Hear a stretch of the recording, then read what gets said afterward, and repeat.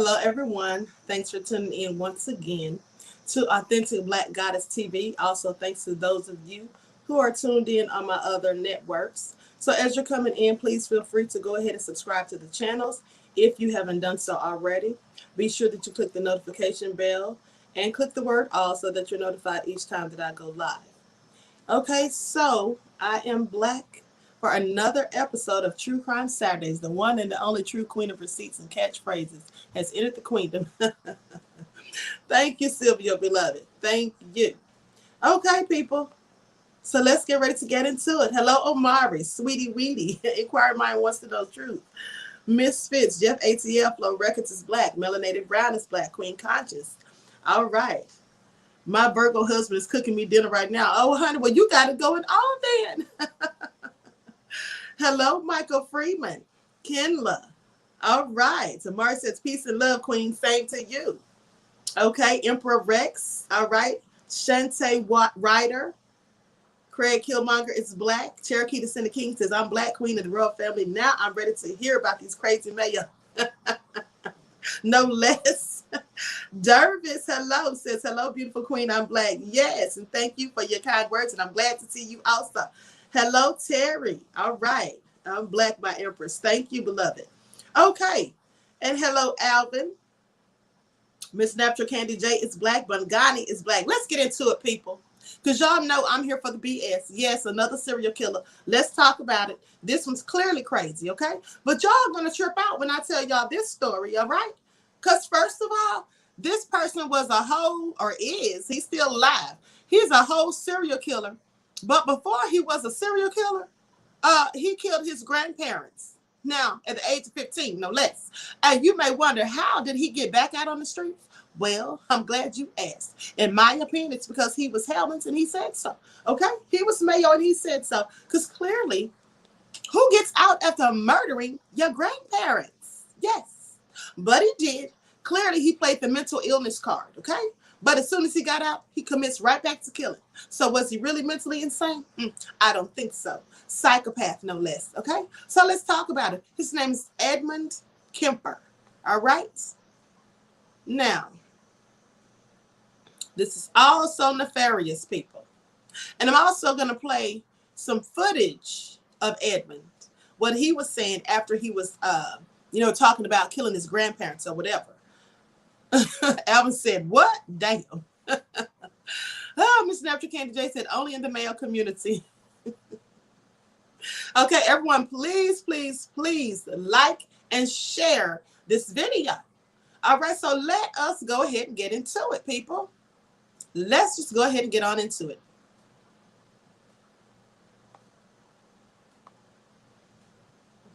Okay, and here's the thing. After he went to prison, after he got caught for killing the other people, Killer says footage of food. Yes, absolutely, we have footage.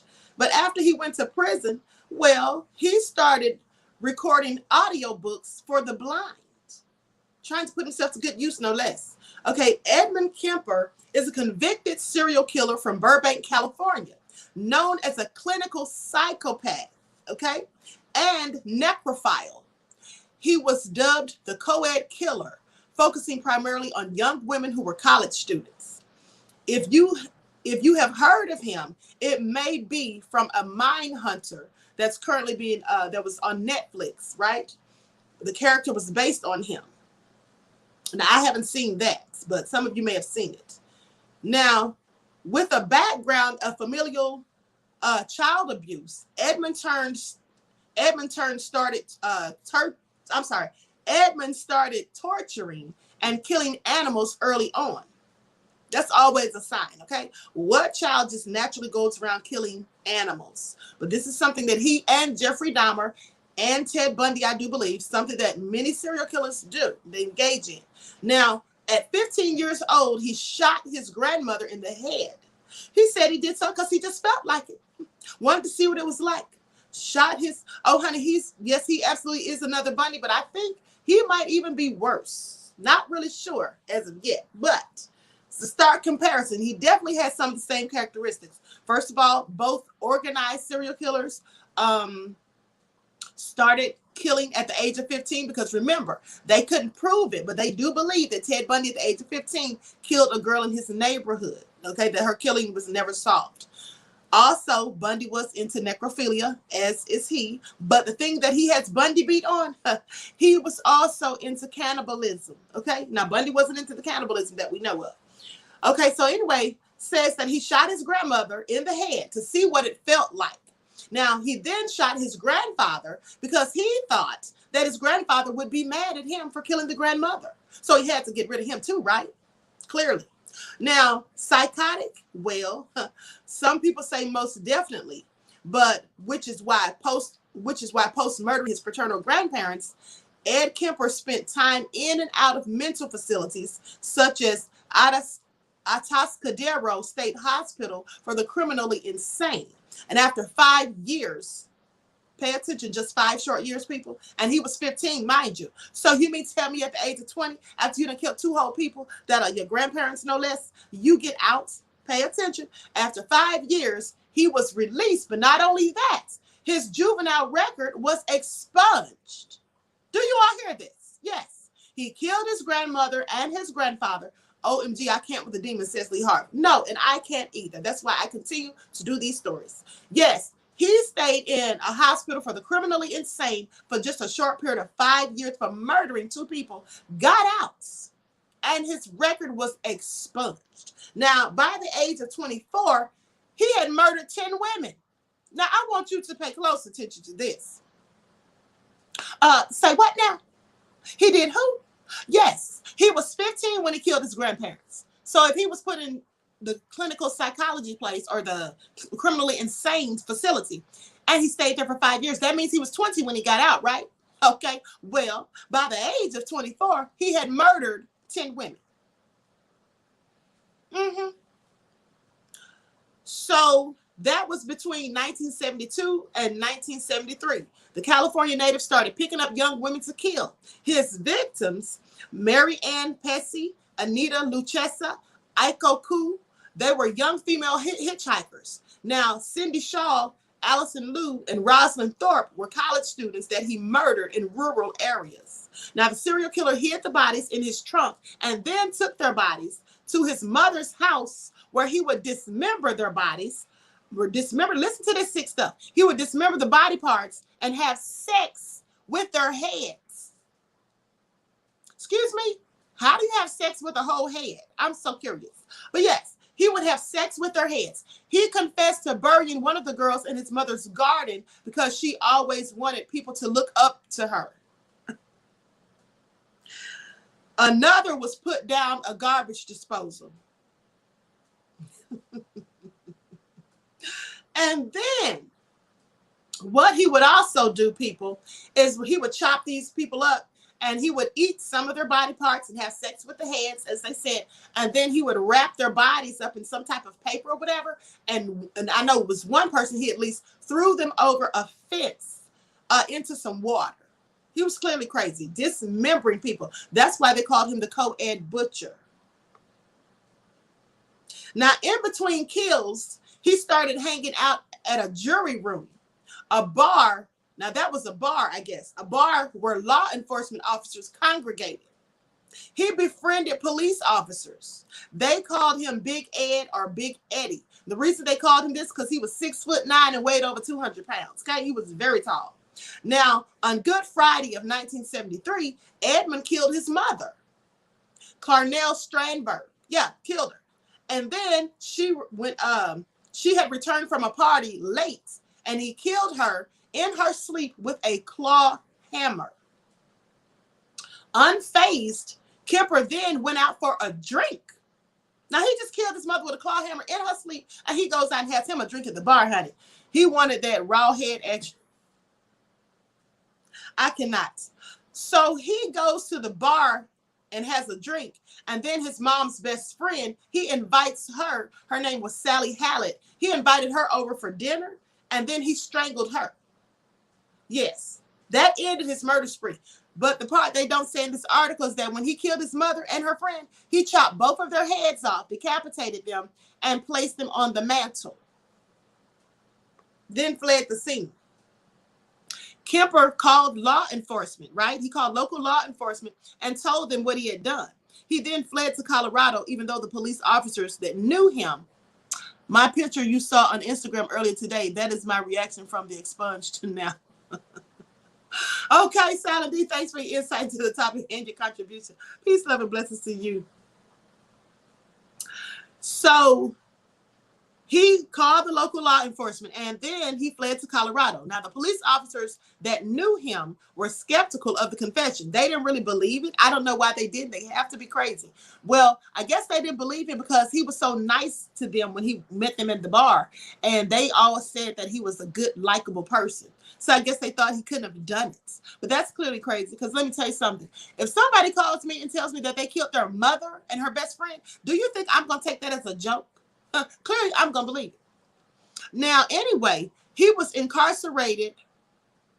Okay, in May of 1973, he was indicted on 8 first-degree murders, and he is currently serving 8 concurrent life sentences. Now, why he didn't get death, I don't know.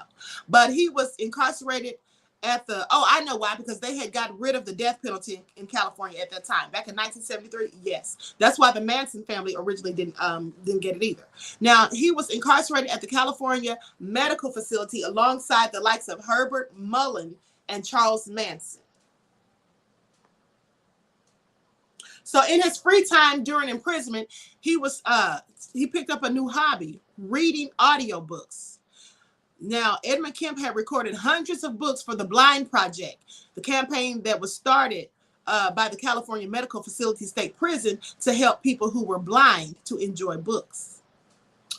So some of the most famous audiobooks that he voiced was Flowers in the Attic, The Glass Key, Merlin's Mirror, Petals on the Wind, The Rosary Murders, Sphinx, and Star Wars. He spent over 5,000 hours recording books between 1977 and 1987, until 1987. Patrons of the project have given Kemper accolades for his work.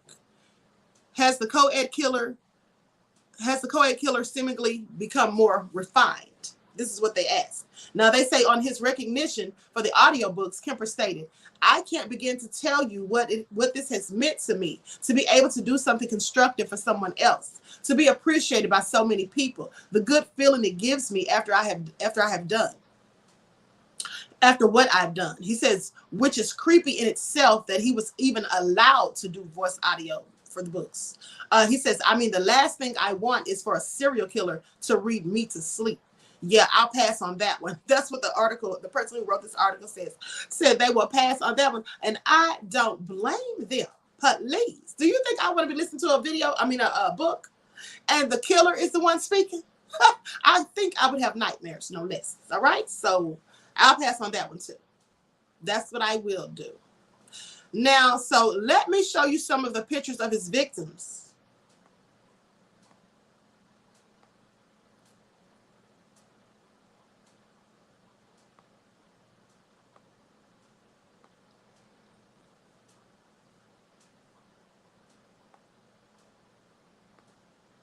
Everyone, please get the likes up. Okay, this is his grandmother when she was young. As you can tell, this is a younger picture of her. He killed her August 24th, 1964. And then her name was Maud M. Huey Kemper.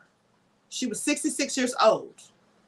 Now, here's his grandfather, whom he also killed on the same day, Edmund Emil Kemper. He was named after his grandfather. He was 72 years old, and he killed him the same day. Now, Kemper was 15 when he killed for the first time. His victims were his father's parents. Maud was shot and stabbed. Edmund Sr. was shot in the head. Now, this is a young lady he killed May 7th of 1972. Her name was Mary Ann Pesci, 18 years old. And then Anita Lucchesa was also 18 years old. They say they were going to Stanford University, no more than a few hours drive away. Ed Kemper parked on a dirt road and told the girls he was going to take them back to his apartment, and then he murdered them in the car. Knowing his flatmate was out, he took the bodies back, wrapped them in blankets, and took them to his room where he dismembered them, taking photographs from time to time. How sick. He beheaded Mary Ann's and Anita's bodies and kept the heads for a while, eventually disposing them in a ravine. Mary Ann was found and identified. Nothing of Anita was ever found. September 14th of 1972, he killed Aiko. She was 15 years old. He taped her mouth and tried to suffocate her. Now, eventually, he succeeded in this, which caused Aiku to lose consciousness. Then he removed her from the car, laid her on the ground, and raped her. Afterwards, he suffocated her with her scarf and put her body back into the trunk. Now and then, he would look at the corpse in his trunk to gaze at his conquest. Later, he placed her on his bed and dissected her like he did with the previous victims. Very little of Aiku was ever found. On January the 8th of 1973, he killed Cindy Shaw, 19 years old. Edmund drove her into the hills near Watsonville, where he forced her into the trunk and shot her with his new gun. He moved the body to his duplex in Aptos, where he had a room at that time. Now, he had sexual intercourse with the corpse the next morning.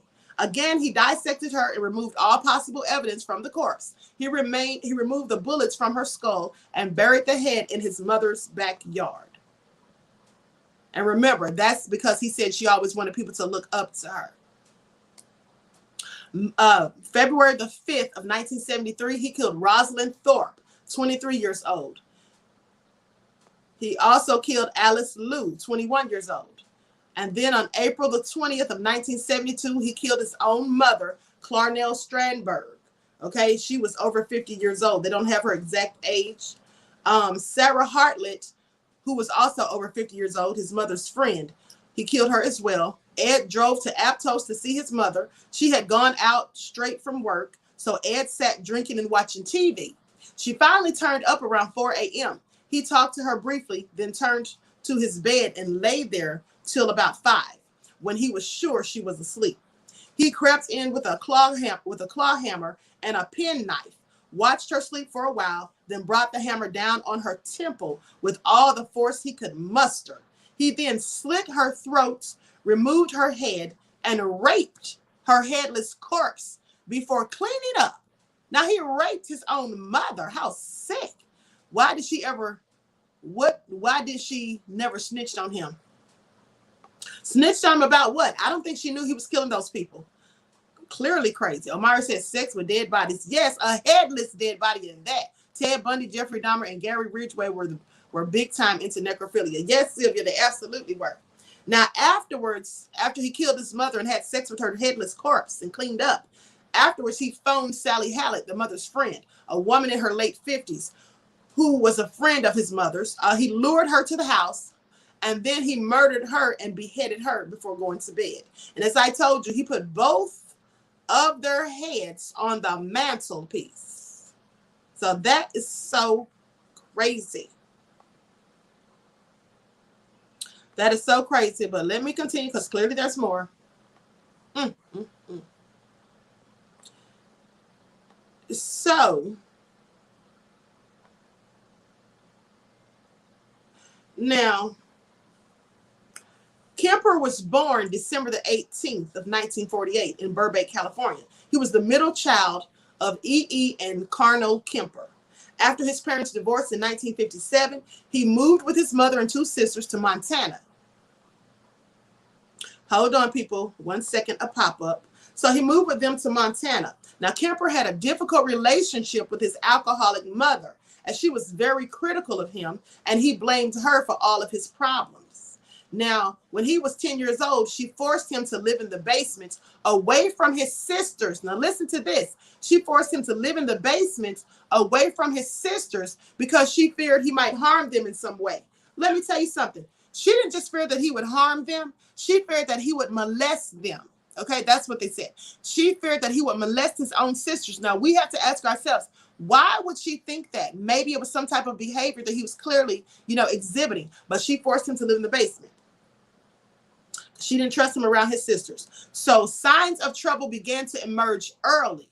Kemper had a dark fantasy life, sometimes dreaming about killing his mother. He cut off the heads of his sister's dolls and even coerced the girls into playing a game he called Gas Chamber. Now, in this game, he would he would have them blindfold him and lead him to a chair where he pretended to writhe in agony until he died. His first victims were the family cats. Now, at 10, he buried one of them alive. Listen to this. He was 10 years old. He buried a cat alive, buried the cat alive.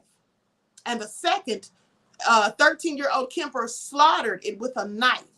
He went to live with his father for a short time, but ended up back with his mother, who decided to send the troubled teenager to live with his paternal grandparents in North Fork, California. Now, Kemper hated living with his grandparents. Before going to North Fork, he had already begun learning about firearms, but his grandparents took away his rifle after he killed several birds and other small animals. So on August 27th of 1964, Kemper finally turned his building rage on his grandparents. The 15-year-old shot his grandmother in the kitchen after an argument. And when his grandfather returned home, Kemper went outside and shot him in his car and then hid the body. Afterward, he called his mother, who told him to call the police and tell them what had happened. Now, later, Kemper would say that he shot his grandmother to see what it felt like, not because of an argument. He added that he had killed his grandfather so the man wouldn't have to find out that his wife had been murdered. Oh, that made sense. How crazy. So for his crimes, Kemper was handed over to the California Youth Authority. Should have been tried like an adult. He underwent a variety of tests which determined that he had a very high IQ, but also suffered from paranoid schizophrenia. Kemper was eventually sent to Atascadero State Hospital, a maximum security facility for mentally ill convicts. Let me tell you something. I don't know why they're trying to say that he was schizophrenic, because here's the thing. I've studied psychology and studied these things. People that are schizophrenics, they tend to think that they have different personalities, right? They become other personalities and all of those things. At the end of the day, he was just a psychopath. He clearly knew what he was doing. People who are crazy, they don't try to hide their crimes. Please pay attention. This is all facts. People who are psycho, people who are crazy, not psycho, but people who are crazy, okay? These people don't try to hide their crimes because they don't feel they've done anything wrong. That's what crazy people don't do. A person who's calculating and just wicked and nefarious, they know what they're doing and they try to hide it, which is why he would bury those bodies and all those things that he did to those women. But so anyway,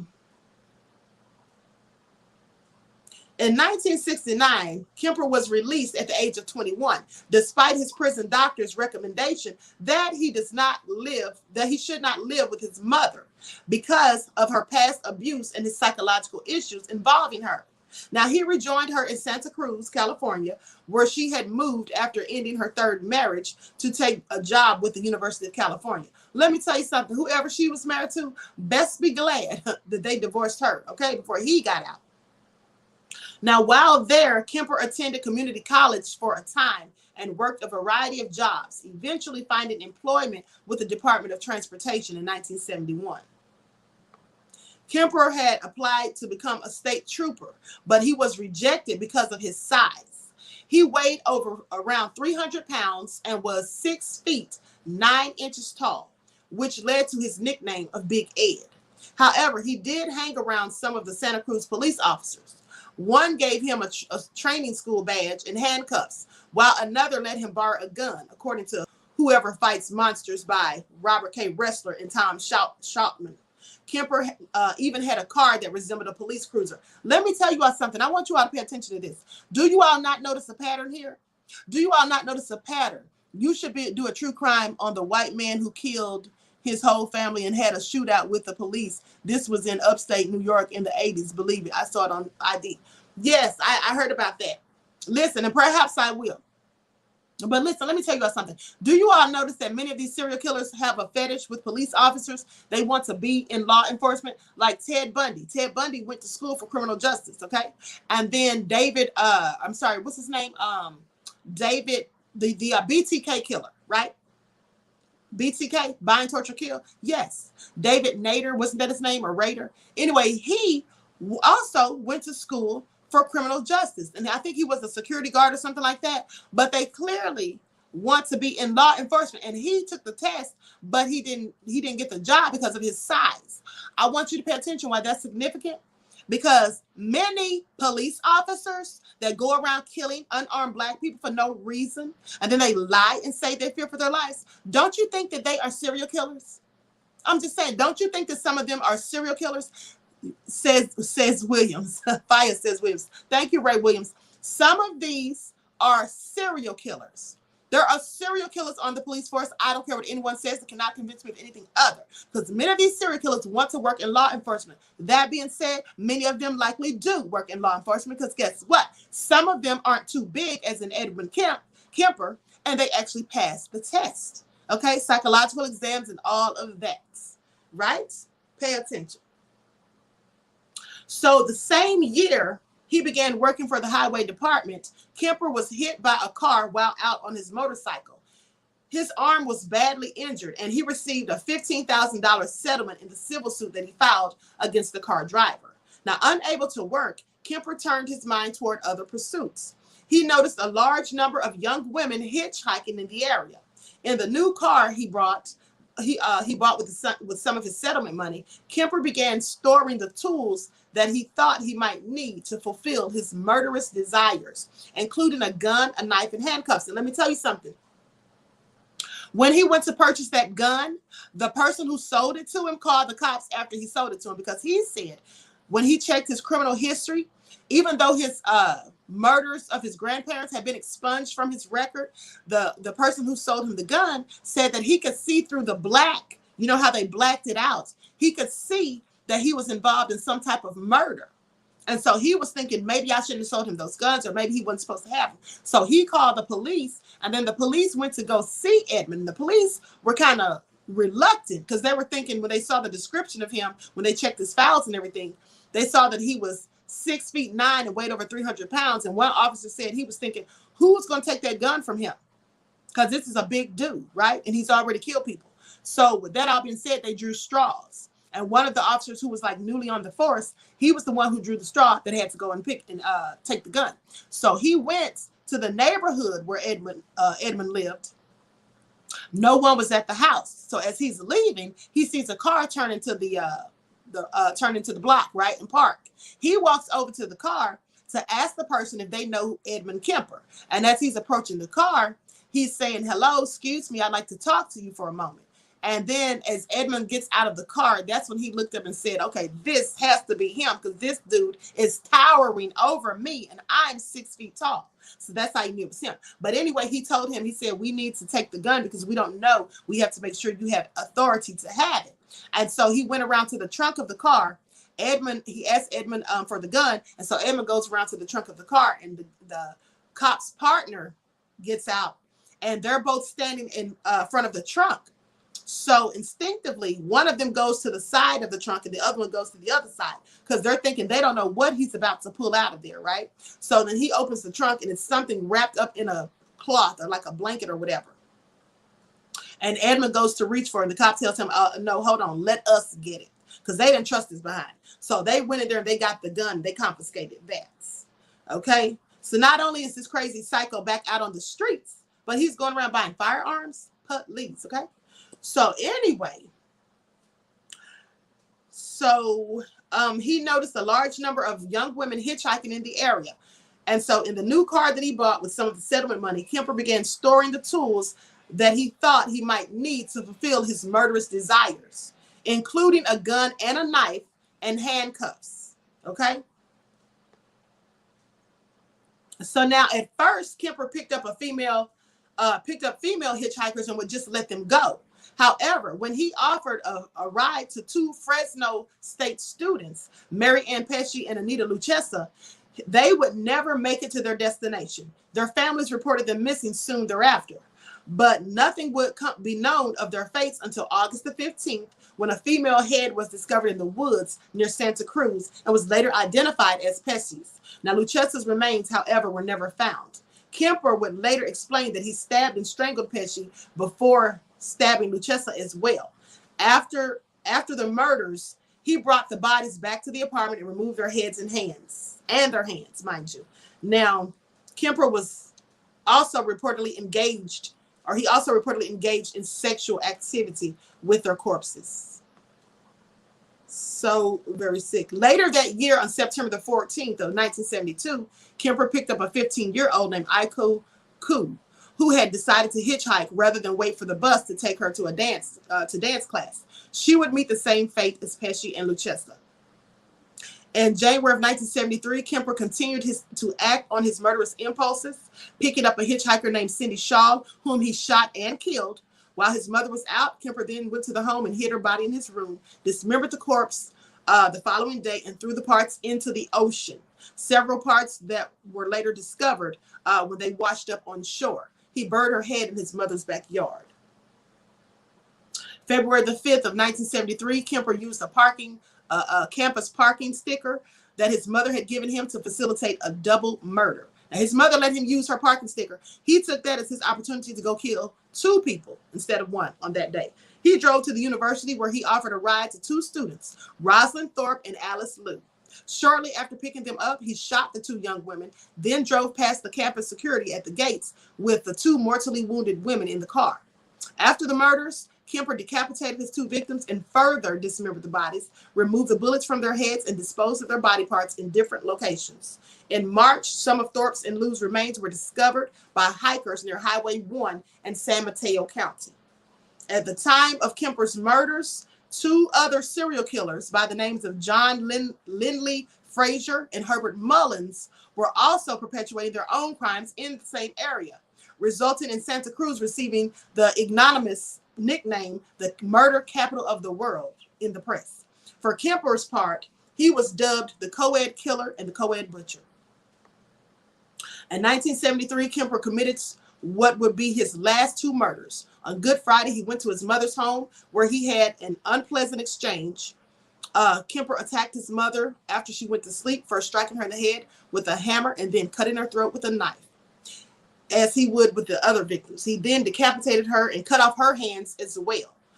And then he also removed, listen to this, he also removed her larynx and put it down the garbage disposal.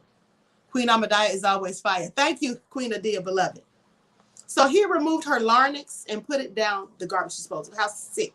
Now, after hiding his mother's body parts, Kemper called his mother's friend, Sally Hallett, and invited her to the house.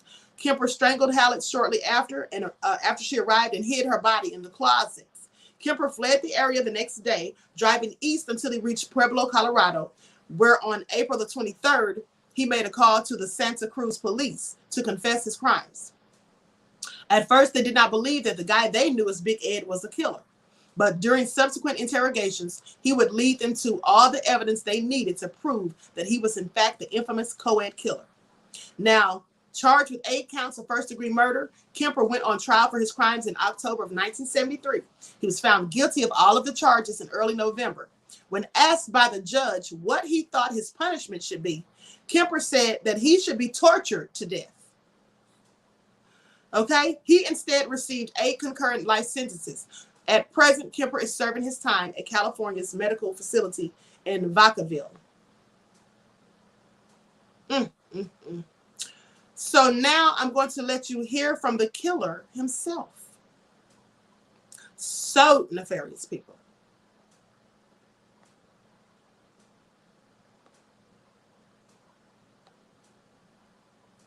Everyone, please, let's get the likes up. Please like and share the video. Subscribe to the channel if you haven't done so already. Be sure to click the notification bell and click the word all so that you're notified each time the Queen Goddess goes live. Okay.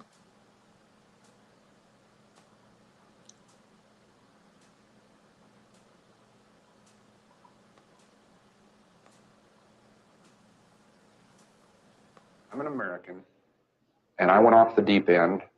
Ed Kemper has been serving a life sentence in this California prison since 1973, when, at the age of 24, he murdered his mother, then called police and confessed to having dismembered college co-eds for 2 years, as well as cannibalizing and raping their headless bodies.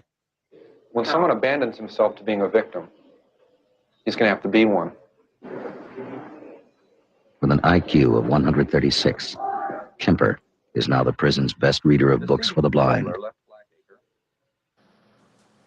I've wanted to kill my mother since I was 8 years old, and I'm not proud of that. It started with surrogates at a non-human level. Physical objects, my possessions, other people's, destruction of things that are cared about, and then destruction of things that are living on a lower level, small animals, insects, animals, and then finally people. It started coming to a head again, so I went back down. I ran away back down there. And then a month later, I'm up living with my grandparents in the mountains, and 10 months later, I murdered them. And it made it worse to be on top of a mountain. I was literally on top of a mountain when it happened. And I sensed everybody in the world just stopping what they were doing, turning around, saw what I did, and are coming to get me. And I knew I was paranoid at that moment. I knew anybody that came up there and gave me a funny look or a fishy eye or quizzical look, I'd have blown their brains out thinking they were coming to get me. And if it had been in a city, I would have been a mass murderer at age 15. I would have killed until they gunned me down. I wouldn't have been able to reason my way out of it. I was scared to death, and I was violent. I felt my back hit that wall. I was the rabbit that always ran, that always backed away, always burned his bridges. Suddenly there weren't any more, and my back hit that wall, and I came out screaming and kicking and shooting. He was released to the one person that authorities at the state mental hospital recommended he never see again. I got paroled to my mother. Atascadero decided that I didn't never need to talk to her again at all. Don't give her a Christmas present. Leave her alone. She got her pound of flesh out of you. I wasn't sniveling about my mother to them. I didn't like to hear what they had to say about her. She went through 3 husbands like a hot knife through butter. 4 months after I was out, I was back into the fantasy bag. My first date was an absolute disaster. It wasn't her fault, you know, and I didn't blame her even then. I'm saying it was a terrible tragedy, but boy, she didn't ever talk to me again. It was awful. It wasn't sexual or grabbing at her or nothing. I was just such a dork, taking her to a John Wayne movie and Denny's. It's terrible. I'd never been on a date. At 16, that was cool, you know. I'd never been on a date, you know. I was locked up since I was 15. But I can't tell her that. Oh, gee, you don't mind me. You know, she kind of got hung up on my looks or whatever. You know, I mean, she's a gorgeous young lady, pure class, and she saw something there that I guess wasn't there, and boy, she found out quick. Taking elaborate precautions, he drove around universities and picked up hitchhiking co-eds while wearing these glasses. Yeah. These are the ones. Now, would you get in the car with this man? Huh?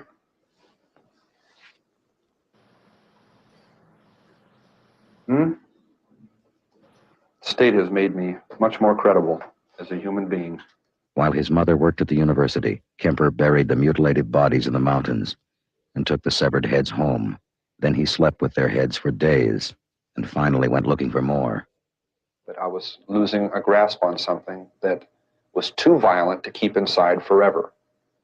As I'm sitting there with a severed head in my hand, talking to it, or looking at it, and I'm about to go crazy, literally. I'm about to go completely flywheel loose and just fall apart. I say, wow, this is insane. And then I told myself, no, it isn't. You're saying that, and that makes it not insane. I said, I'm sane, and I'm looking at a severed... I said, well, wait a minute. I see old paintings and drawings of Viking heroes talking to severed heads and taking them to parties, old enemies in leather bags. Part of our heritage. This is me back then in 1972 and 73. Unable to live with the fact that I just stabbed to death and cut the throat of an innocent young woman.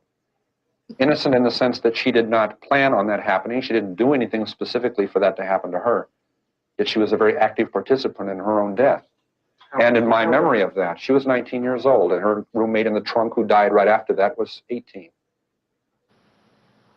I didn't go hog wild and totally limp. What I'm saying is I found myself doing things in an attempt to make things fit together inside. I was doing sexual probings and things. I mean, in the sense of striking out and reaching out and grabbing and pulling to me, but appalled at the sense that it wasn't working. That isn't the way it's supposed to be. It isn't the way I want it. See what I'm saying? And yet during that time, I become engaged to someone who's young and is beautiful and very much the same advantages and very much the same upbringing and Disneyland values. And she's very much the reason I surrendered. I picked up 2 girls who were so much like the first 2, it was unbelievable. Almost identical circumstances. And I let them go. Everything went towards killing them, and I didn't. But I'm saying, wow, it's uncanny. It was almost like it was meant to be that way. And I said, wow, this got to stop. And I let them out. They never even knew what was going on. I let them out. I would have gotten away with those two being murdered. I said, no, it's got to stop. And a week later, I murdered my mother. Went back to Santa Cruz and killed her. He killed her with a hammer in her sleep, cut off her head and hands, but then put her vocal cords in a garbage disposal and threw darts at her severed head. I am an American, and I killed Americans. I am a human being, and I killed human beings. And I did it in my society.